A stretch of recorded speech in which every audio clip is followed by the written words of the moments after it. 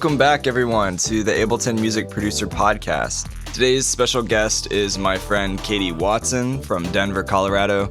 She is a bass music DJ, producer, and Ableton Certified Trainer. Her and we got Ableton Certified together back in the day, and she is a Denver-based experimental producer. She's played at some great events and lineups like Sub.mission Space Invasion in Denver, Infrasound Music Festival, Outlook Festival, and alongside artists including the Widdler, Truth, DJ Youngsta, and a lot of other great ones. So yeah, I'm excited to have her on the podcast today. She and I talk a lot about some great Ableton workflows and features, creating headroom in your mixes.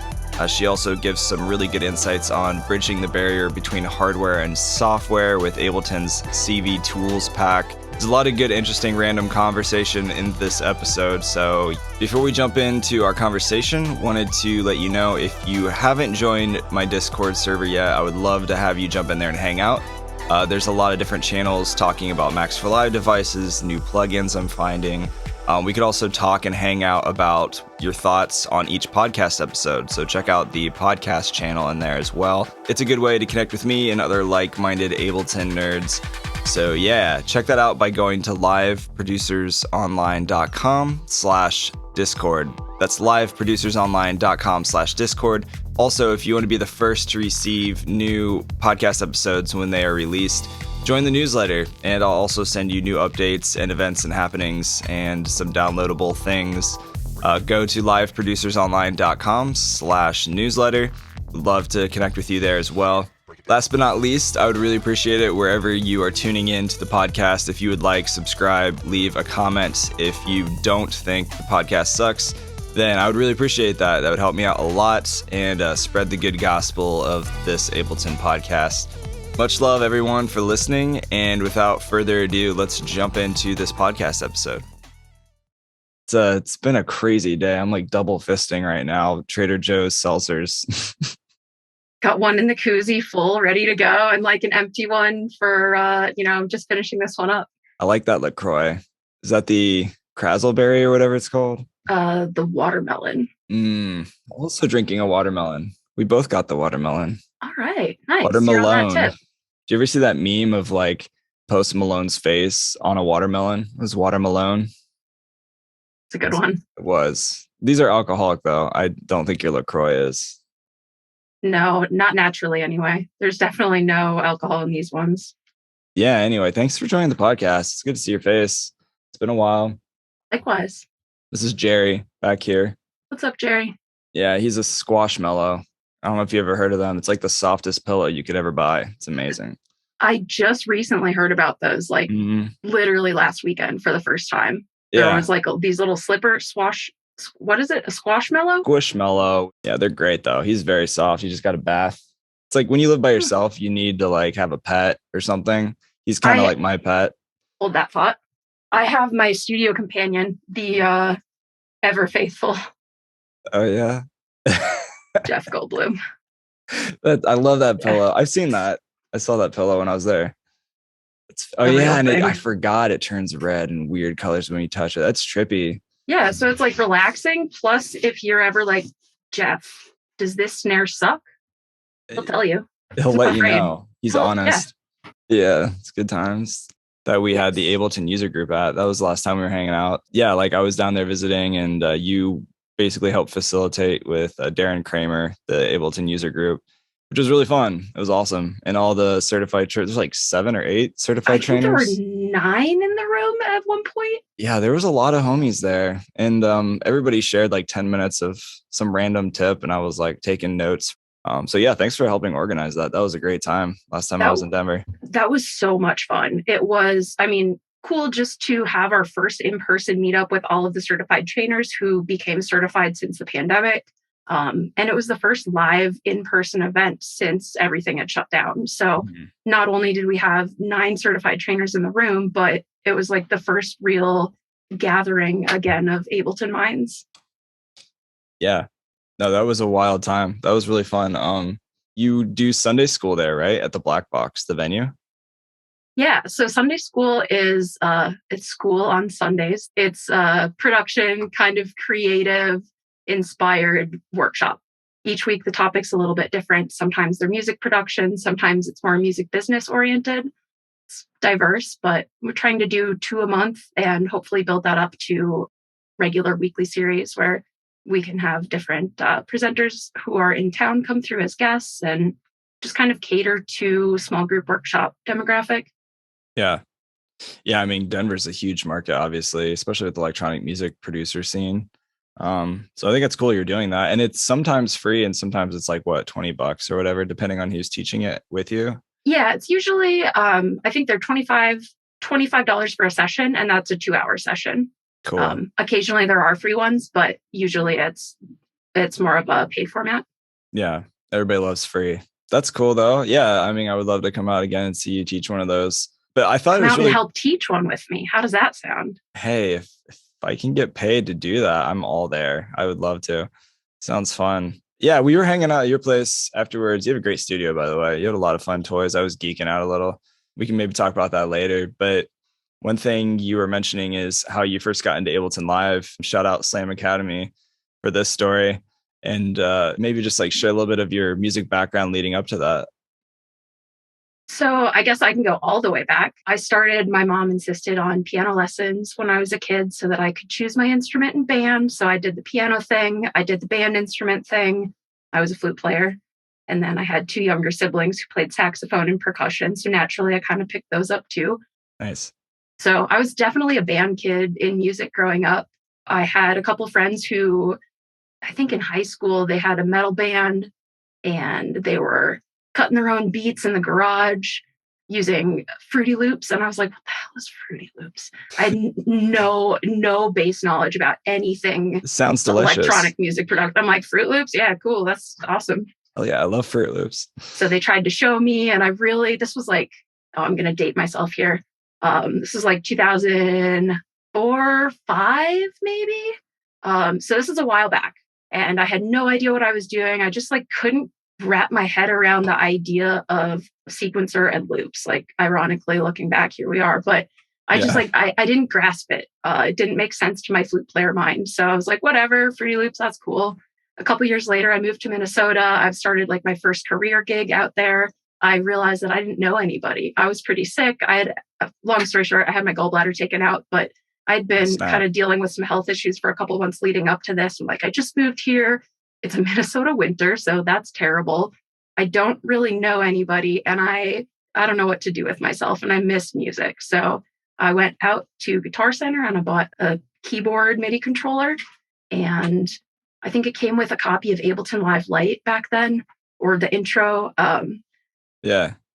Yeah, I didn't know what I was doing. I just knew that I played piano as a kid growing up, and I was going to buy a MIDI controller, and I think I was going to like play piano again or make beats. I didn't really have a plan. I just didn't know what I was doing, and I had an idea, so I went for it. Nice. And ended up meeting a friend in the area who was also a producer. We were into similar styles of music. We worked together for a couple of years, just kind of as friends and collaborators, but that was really my scene as far as music producers. I didn't know anybody making music. Yeah. So I'm building into this story. I went to a place in town back in Minneapolis. It's called Foxtone Music, and I was looking for gear. There was I think it was the 9 or 9.5 launch party for Ableton Live.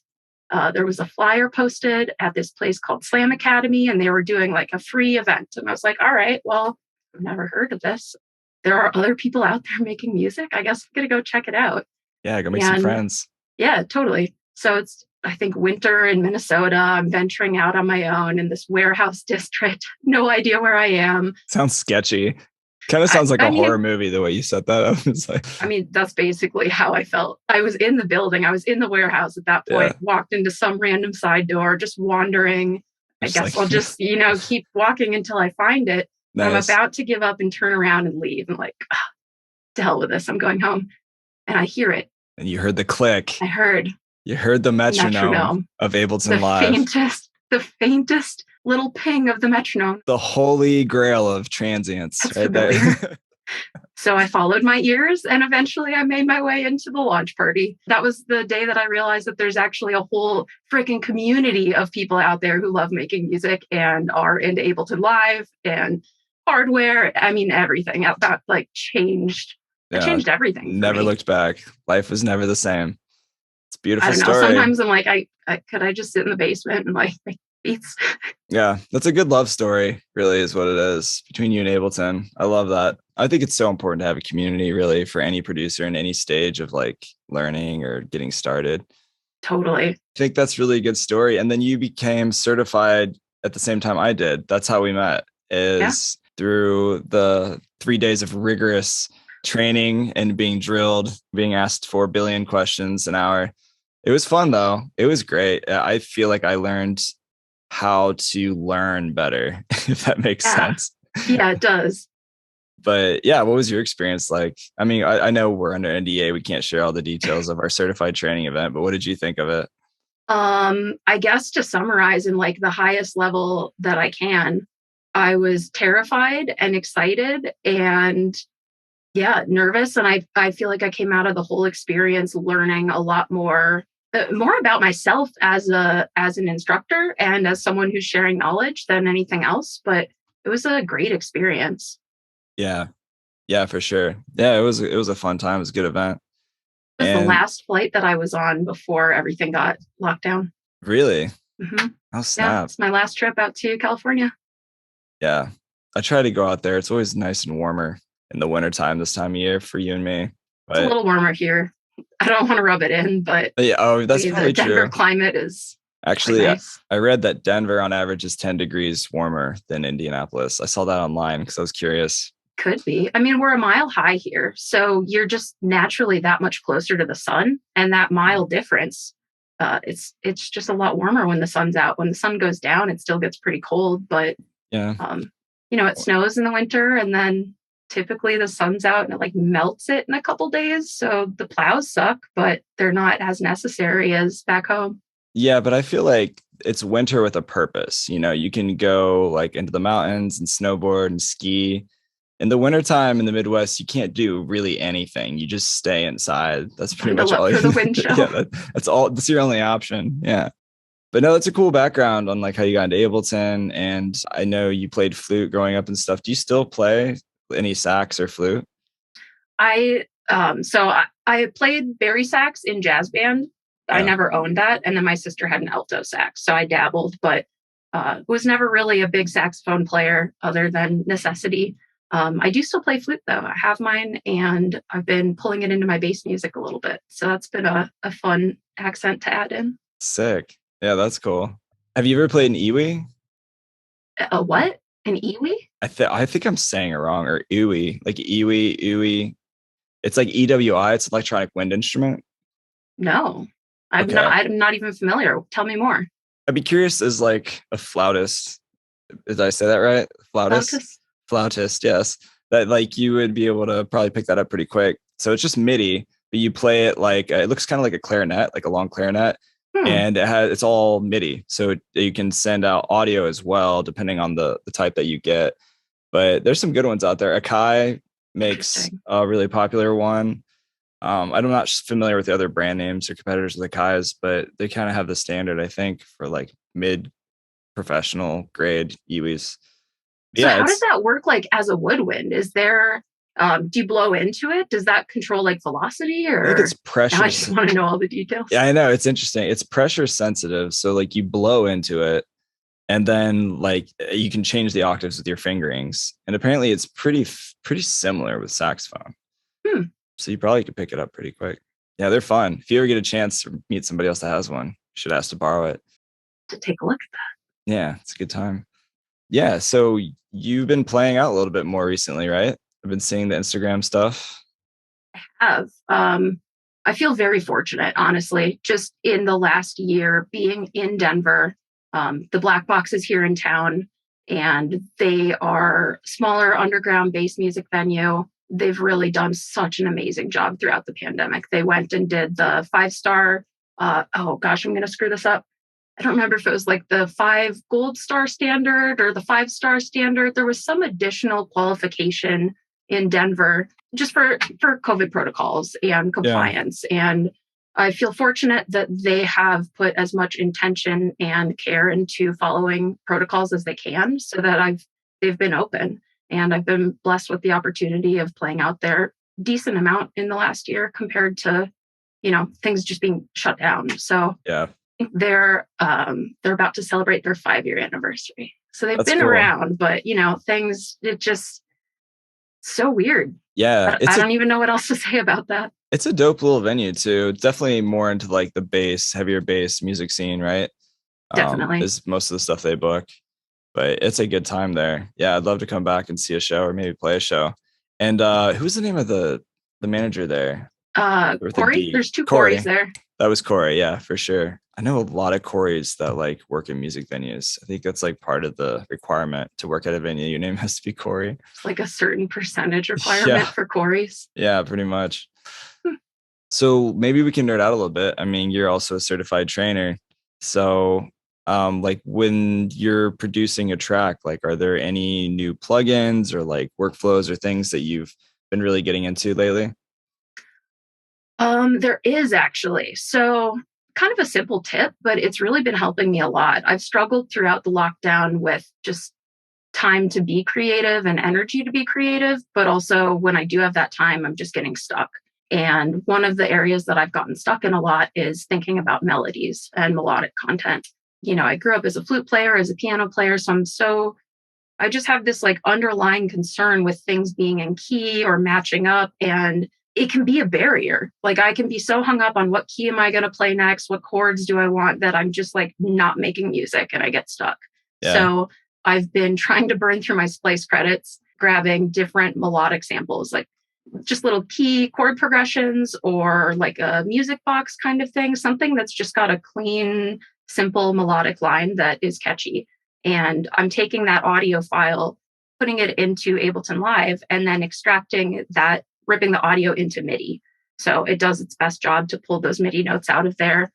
And then I'm Yeah. using that kind of as a starting point for either the key or the scale that I'm in, or certain notes, or maybe there's something in the feeling of the progression, either with the rhythm, melodic content. I'm pulling something out of there.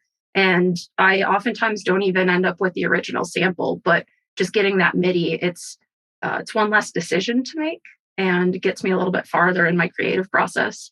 Yeah, having like just something that inspires you to start is like so important. That's why like I have a subscription to like 12 different things like Splice and Arcade and those things, because they're just like good idea generators. You can just like have these instant sounds that you can pull from. And then like you said, converting audio to MIDI is something that I should probably do more of, honestly. I feel like that's another great way to get started and just have that idea generator.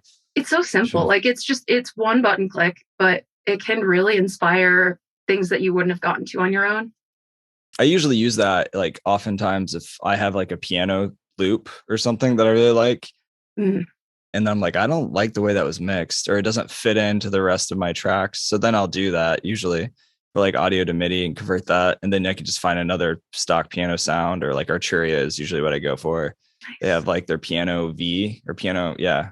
That thing sounds really good. I don't know if you've ever played with Arturia's stuff like that, but No, I've had my eyes on it, but it sounds great. I haven't really used it. yeah, yeah, I love their stuff. But yeah, I mean, that's also a good way to do it. And the scale feature is really nice too. Like you were saying, trying to find the right notes or in key or whatever, like using the scale and the MIDI clip, you can just actually see like which notes are actually being played in key. Like that was so gold with Live 11, right?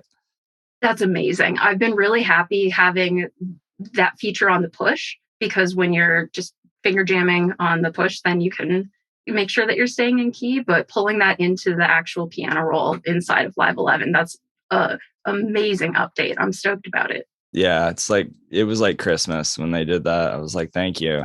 Because like my music theory, I can hack my way through stuff, but I wouldn't call myself proficient, I like like think through it and I'm counting intervals, it yeah, doesn't come, it's not second nature. right. I can get there, Like but using my I fingers don't and my want to. toes, just like counting. I think having some level of music theory is really important too. I mean, it definitely helps you produce quicker, I think, because you don't have to think as much, right? Yeah, I think the core knowledge, the core body of music theory knowledge that you need as an electronic music producer is different than what a lot of people expect. And I'm making these statements as if I'm an authority. Like, I don't know what I'm talking about. This is just my theory. But it's really easy, I think, to get stuck in that thought process of like, what key, what scale, what does that mean? Does that mean that I'm going to tune my drums and my root is an F? Does that mean that all of my drum notes, all of these samples need to line up with an F? Why can't I hear my sounds? Like, there's just a lot of maybe skewed knowledge, or they're overthinking it. Yeah. So turn on that scale button, just think figure less. out what scale you want. And just stop thinking. Yeah, just do that. That's great. Yeah. It stops progress. And that's not fun. Nobody likes to be stuck on like, oh, what note should I play next? That's painful. That's not art. Ain't nobody got time for that. Yeah, I'm actually doing a workshop tomorrow on that topic for the Indianapolis Ableton user group. Oh, awesome. Talking about like how to produce faster, like little workflows and Max for Live devices and hacks. Zach from the groups or the producer duo Science was on the podcast and he talked about BIP. It's like bounce in place, BIP. This thing's really dope. He just told me about it. And basically you can put it on any track or on the master and then just key map the button to it. And then whatever track is selected, you just hit that key mapped button on your keyboard and it'll instantly start recording and spit out a new track and resample whatever track was selected. So if you want to resample something, which I'm sure you do a lot, like, and I do too, you just, creating a new audio track and clip of whatever the idea is, saves your computer from crying. It's just another way of committing your tracks. And it just does that really, really fast. So that was a nice little workflow thing. It's like $3. Is that a Max for Live device? Yeah. Okay. I think it works from versions 9 up. So, but yeah, good times. When did you first get into live? Was that version 8? I think you told me. Yes. I think the trial version that I had with that keyboard I mentioned earlier, that was a Live 8. Yeah. Yeah. I opened up my old laptop like, I don't know, a year ago and it was Live 8 was installed. And so I was like, oh, this is like a time capsule. And I went into it and I was like, I don't even remember how to use this shit. Like it does some of the shortcuts and stuff I was touching around. I was like, oh, this has changed. And I forgot about this. It's crazy.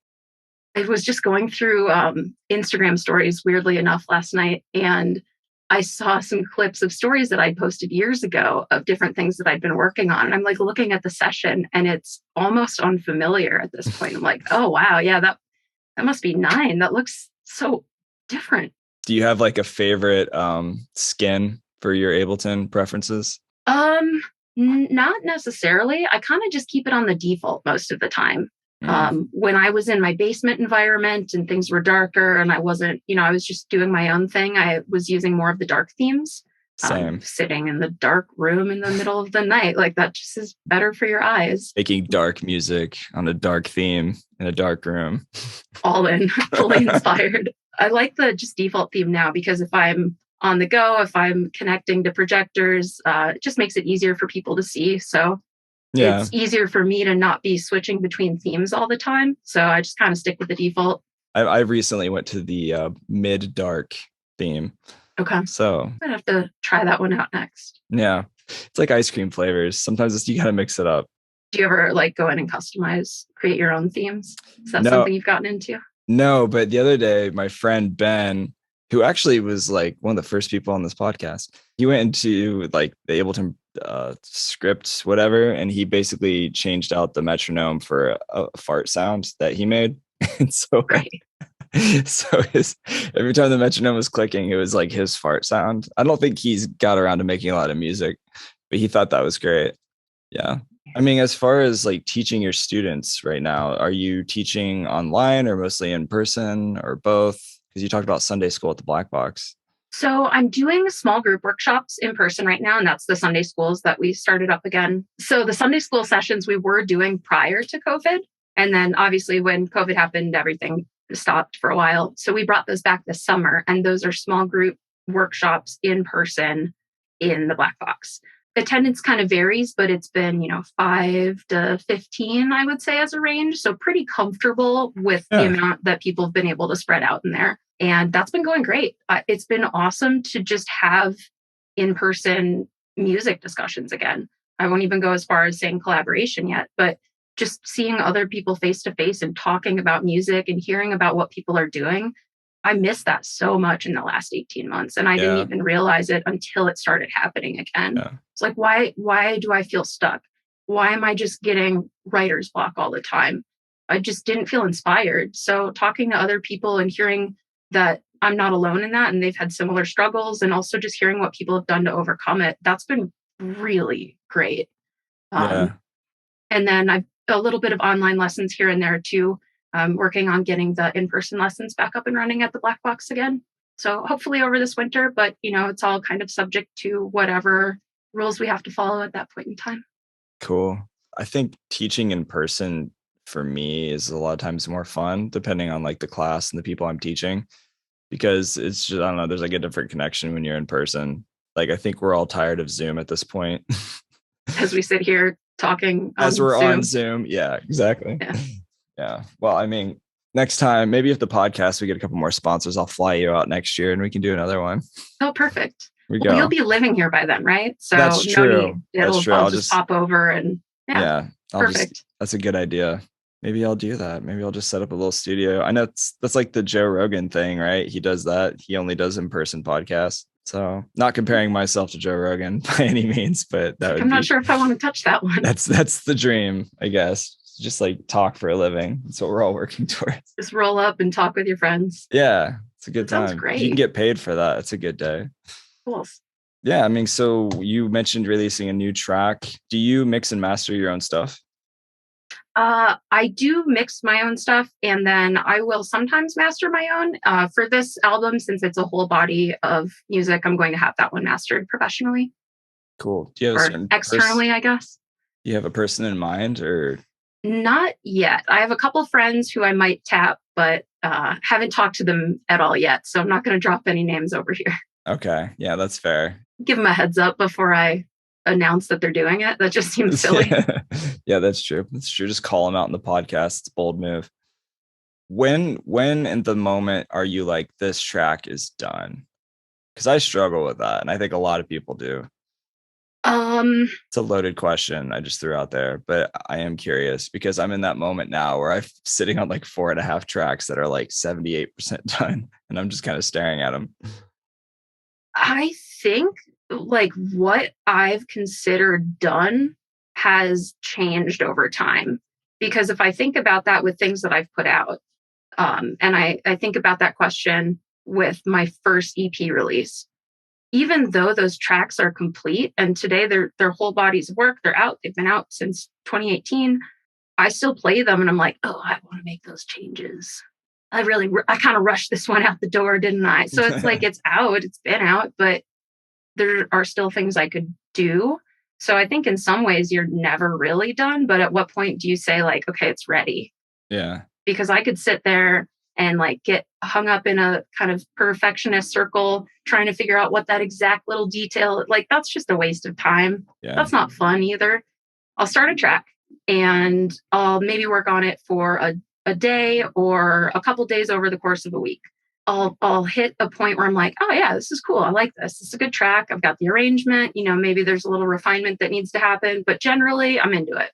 And then I'll bounce it. I'll put it on in the car. I'll put it on when I'm walking around the house. Just sometime when I'm not sitting in the studio in front of the monitors trying to work on the project, I'll just put it on.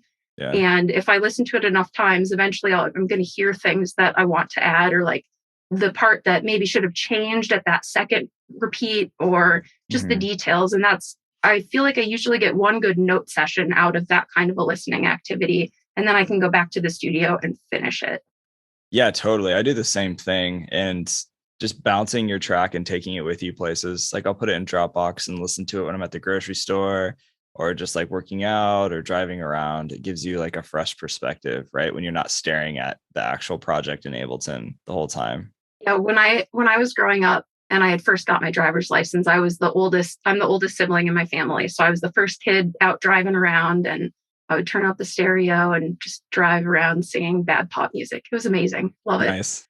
There's like a certain nostalgia that I have from just driving around in the car listening to music. And I'm not singing along. I don't make pop music, so I'm not, belting out as I'm driving down the freeway, but it's still like a different it's just a very comfortable, familiar listening environment. I feel like I've got my guard down when I'm in the car because I'm more focused on driving than what's playing, and it lets me come to realizations that I maybe wouldn't have gotten to so intentionally. It's like a subconscious realization that comes out of it.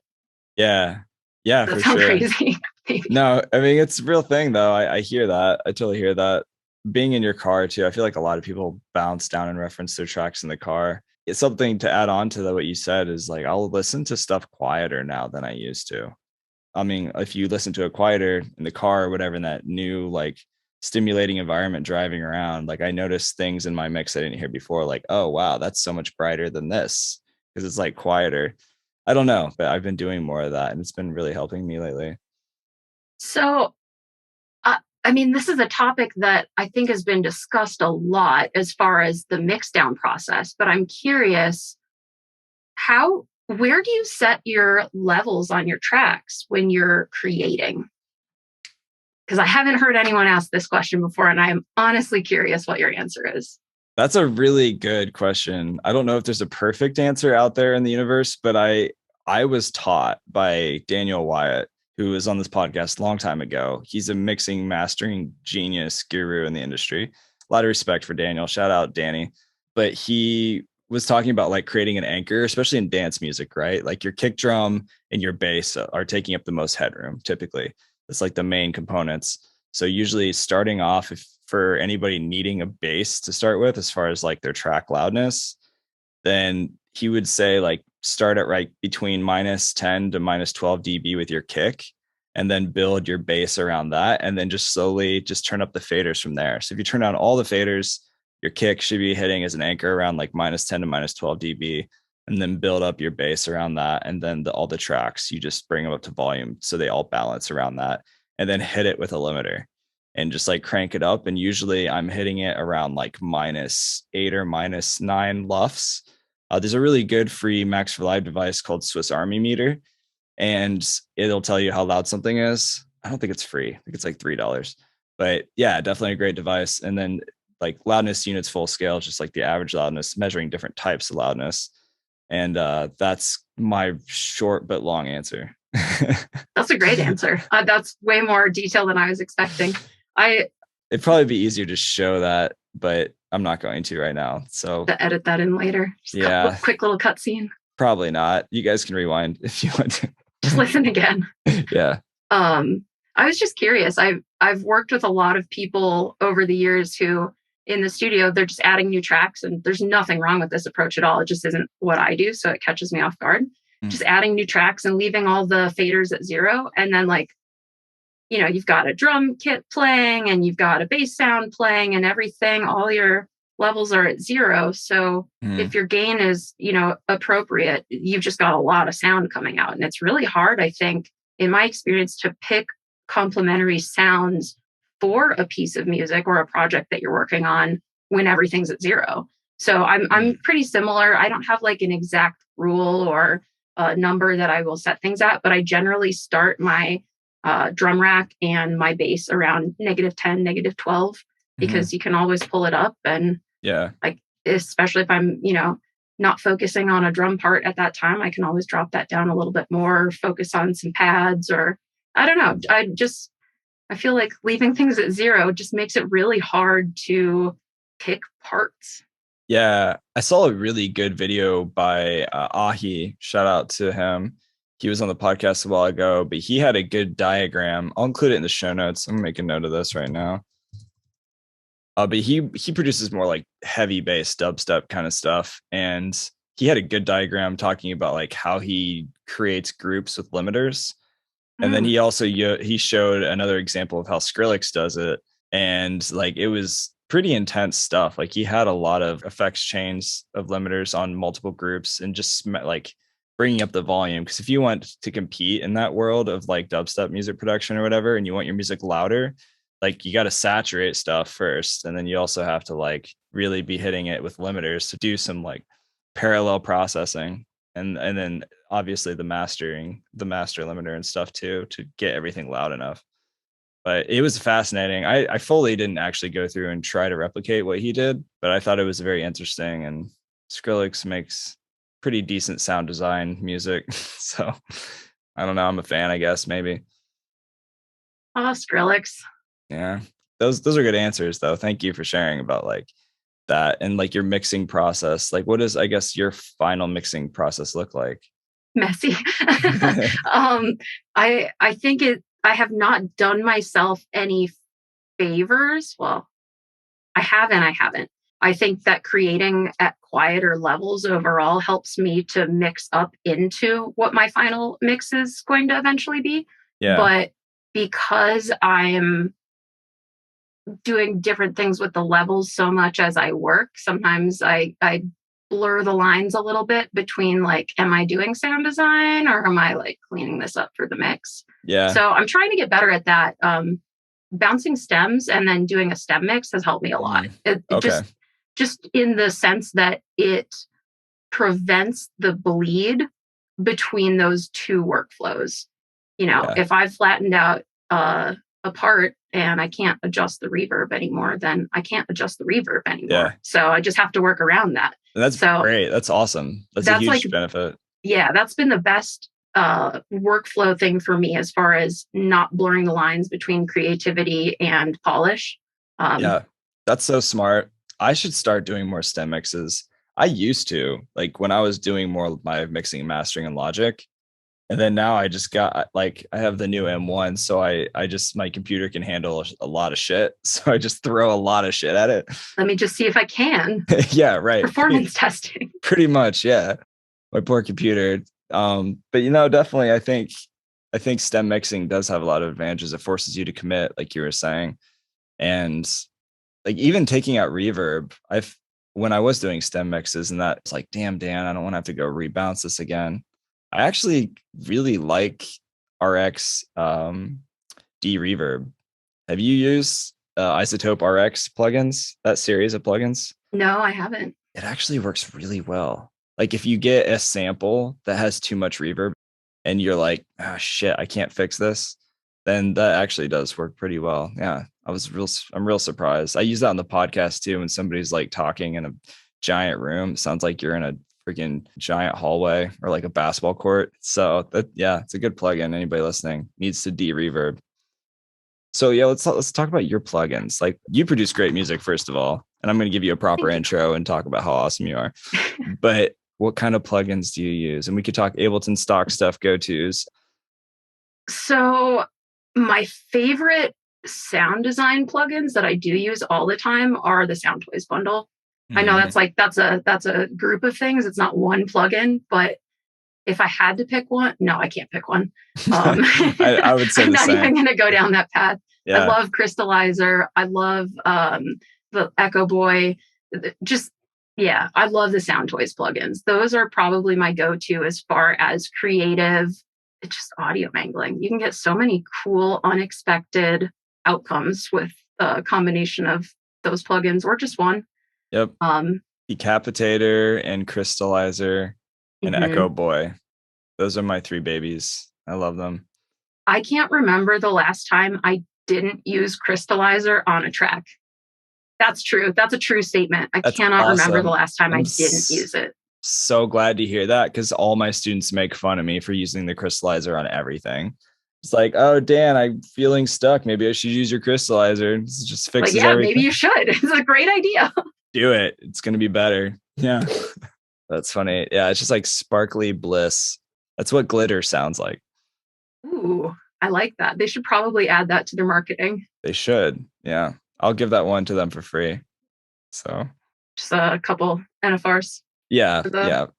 For all the homies. Yep. Yeah. That'd be great. Yeah. It's actually cheaper to buy the bundle of all of them, like way cheaper. Oh yeah. I think the retail on the whole bundle is like $4.99. And you can get deals. Black Friday's coming up. That's like my favorite time to buy plugins. And student discount. If you're a student, you can get half off. I know Sound Toys does a nice job helping out the students, making it a little bit more affordable. Yeah, for sure. Any other plugins, or even we could talk Ableton stock stuff? I don't really have any other plugins to talk about right now that I've been using, but ever since Live 11 came out, I have been very excited about some of the probability features and just the randomization, kind of in line with making not computer music on the computer. More like happy accident generative kind of stuff. Yeah. Have any examples? Yeah, really simple one that I do in almost every project that I've been working on lately is using a velocity range on something like a shaker or a hi-hat, or just something simple where I've got a lot of repetition and it's going to sound stale if nothing moves. In the past, I would go in and select like all of the shakers on my piano roll and do a little control drag action on the bottom to give it some weird angles on the velocity ramps. Yeah. But that's still intentional. That's still something that I have to go in and do. Yeah. And I love not doing that. So just being able to set a range or randomize it, even the chance of a note hitting, even that, if you have a 4-bar loop and in that 4th bar, you've got a big, I don't know, crash or a gong or something. Love a good gong. If it hits every 4 bars, you're going to get sick of it. Yeah. So maybe it only has a 25% chance of hitting. And then you can reuse that same 4-bar loop, that clip, and it gets you a lot farther as far as your overall arrangement without just feeling like you're copying and pasting and making things stale. So I know that's not exciting. It is exciting. It's not a device. It's not a plugin, but it's a game changer. Probability is a great feature update in 11 in the clip for sure. Do you ever play with like the randomization and the velocity MIDI effect for that as well? You can get some real interesting stuff. I've started playing with that a little bit more, especially for like one shots of shakers and a drum rack or something. Ooh, I haven't, but might need to give that a shot. As far as like just making the velocity feel a little more human or random or whatever. What about other devices or audio effects in Ableton? I'm a big fan of CV tools. I did a presentation for the Austin Ableton user group meetup last year about bridging the barrier between hardware and software. Really? I didn't know that. Yeah. So I professionally, I am a software developer, which means I spend way too many hours looking at screens all the time. And I'm like typing on a keyboard with a mouse, not a piano keyboard like QWERTY. That's not a creative headspace for me at all. Yeah. And it was a barrier to me making music for a long time, just like being stuck on the computer. So I've invested in some outboard gear, controllers over the years, just kind of built a physical studio that I can play with so that I can be in that creative space a little bit differently. And I've got a little, nothing too crazy, just like a little modular rack in the front of my desk here. And I have some digital analog hybrid units that can, I don't know, they just do weird, amazing shit with sound. Yeah. And you say this as you're rocking the Moog Fest t-shirt. Shout out Moog. I love this t-shirt, by the way. Yeah. 3-eyed cats on synthesizers in space. It's literally my favorite t-shirt. That's a great shirt. I love that. But anyway, CV tools, I have the Expert Sleepers ES8 module it's a DC coupled interface that I can send the control voltage signal through from Ableton Live out into my outboard gear. So CV tools has saved me thousands of dollars in Euro rack sequencers and LFOs and envelopes because I can just generate the signal from the computer and send it to the gear that I'm playing with in front of me. So CV tools, it's a pack. You can get it on Ableton Live or inside of the browser in Live. If you are in any way interested in CV or Euro rack kind of control, it's super cool. That's been a big one for me. I haven't personally played with CV tools, but so many people have shouted out and fallen in love. I don't have any modular. I do have like a Moog Sub 37 and some other stuff, but nothing modular. And I know that people who use CV are just absolutely in love with it for that reason. Really just lets you connect and play notes quickly. Yeah, it's really cool to interface between the computer, just like in and out of the box, crossing that barrier. That in itself is cool, but it literally saves so much money. Yeah. So if you're not I'm sure there's like Eurorack analog purists shaking their heads in disgust right now listening. But if you're not opposed to crossing digital into your Eurorack, it's cool. So if somebody listening to this podcast is like, I want to start getting into modular and I want to use CV tools, do you have any suggestions for them as a gateway thing to buy to get into it? I know that I think there are two lists of DC coupled interfaces. So that's the first starting point with CV tools. You have to have that DC coupled interface. There are some Eurorack style interfaces like the Expert Sleepers I mentioned. Motu makes one. I think the Native Instruments Complete Audio 6 Mark II. I could be wrong about that. I think that's the most recent Native Instruments interface that has the DC coupled outputs. So, Cool. point being, there's a big list online. Yeah. You need one of those to properly send the signal. And then from there, I guess, what are you putting it into? I used to recommend the Roland IRA modules. I have two of those. They came out at around the same time that they launched the TR8 and that whole series of gear. Yeah. They are digital Eurorack modules that have the interface has a couple different knobs and buttons, and you can patch into it. There's a default function. So there's 4 in this modular series. The scooper, the bit raiser, the torcido maybe, and the Demora. Regardless, they each have I'm getting into the weeds here. No, it's perfect. They have a default function. So like the scooper is it's a looper and a scatter. It's got that scatter function that Roland got really popular for, or they became well known for with the TR8. And then the bit raiser, which is the other one that I have, it's a bit crusher, it's a filter. So they've got this default effect that they can do. And behind the scenes, you can reprogram it. So, there's maybe 4 knobs on the front and they do a filter cutoff and a resonance and whatever and whatever.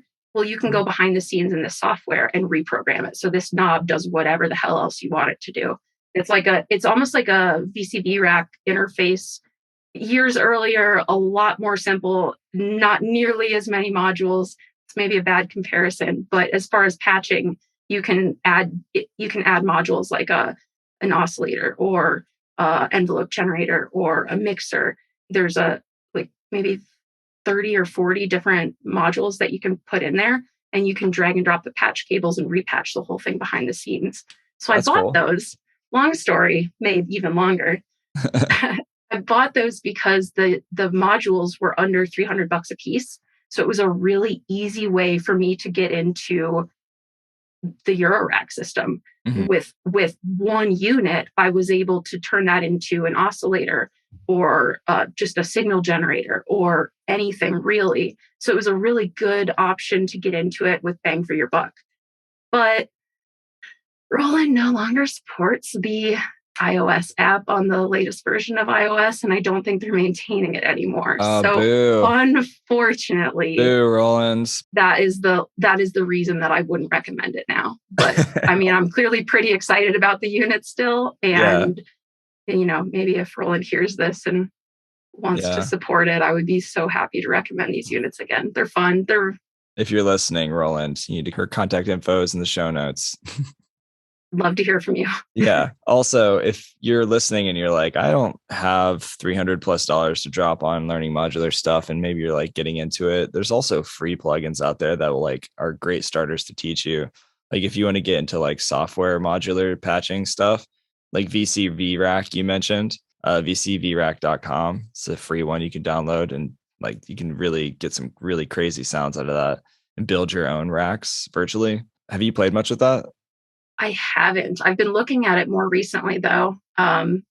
You can save a ton of money using VCV Rack. Even some of the paid, I'm not sure if it's a subscription or if you pay for certain modules.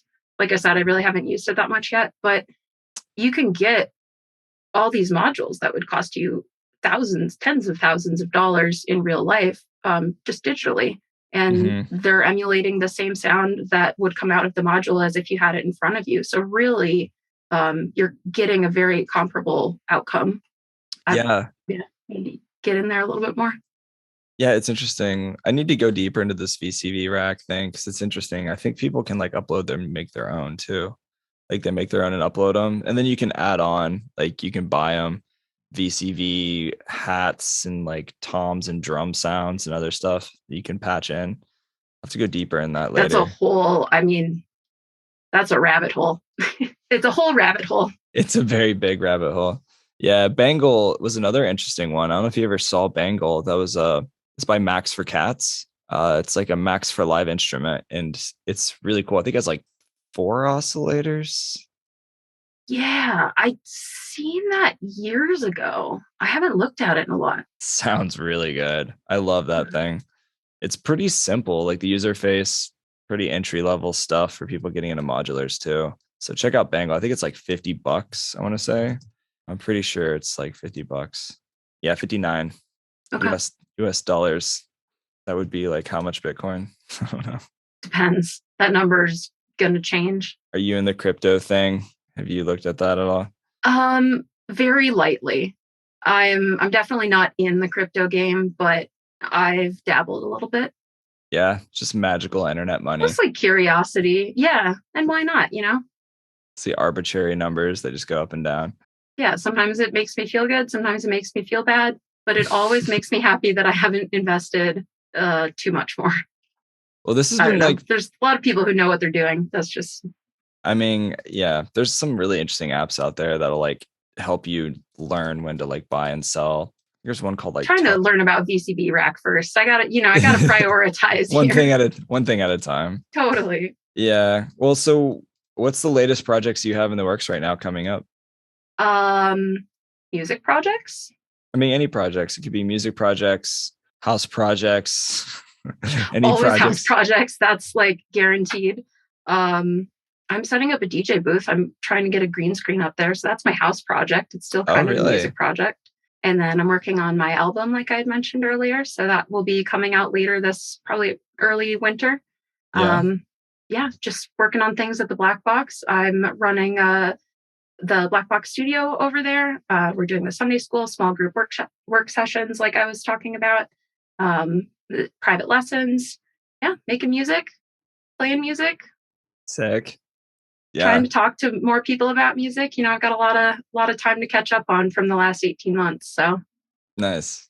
Yeah. Well, I'm looking forward to hearing the new music. I heard one of your songs as it wasn't finished yet in your studio, and I was like, this slaps. It sounds really good. That song. So you asked me earlier, like, when do I think something is done? That song's not done yet. I showed it to you at a point. It was at the point where it's like, yeah, I'm happy with this arrangement. I'm happy with like the general way this is going, but I need to take some notes and it needs one more full revision. Yeah. So I appreciate that, but that's how it goes. When's it ever done? Right. Exactly. You could work on it for 100 years if you wanted to, preferably not.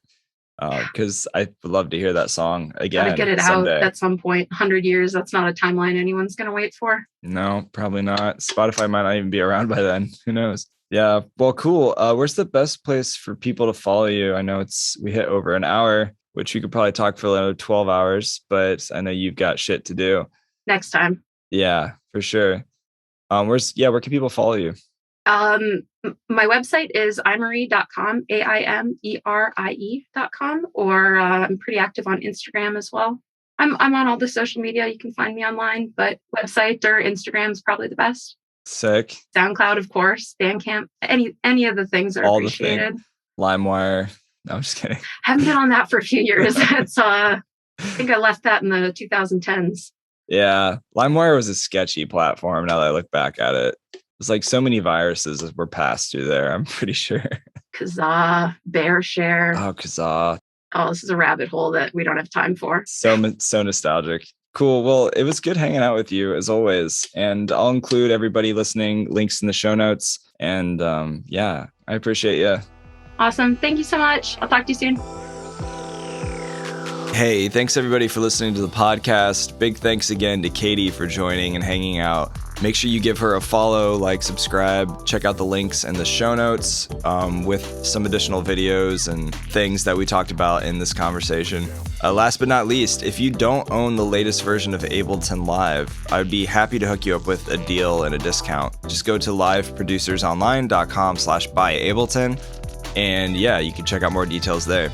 Also, if you want to be the first to get new episodes and other rad Ableton Live content, then I'd be happy to send stuff your way. Just join the newsletter and go to liveproducersonline.com/newsletter. Thanks again, everybody, for listening, supporting the podcast. Please share it with your friends, like, subscribe, follow, all that stuff, and have a super awesome week. I will see you next time. Check back every Tuesday for new episodes, and I will see you very soon. Bye-bye.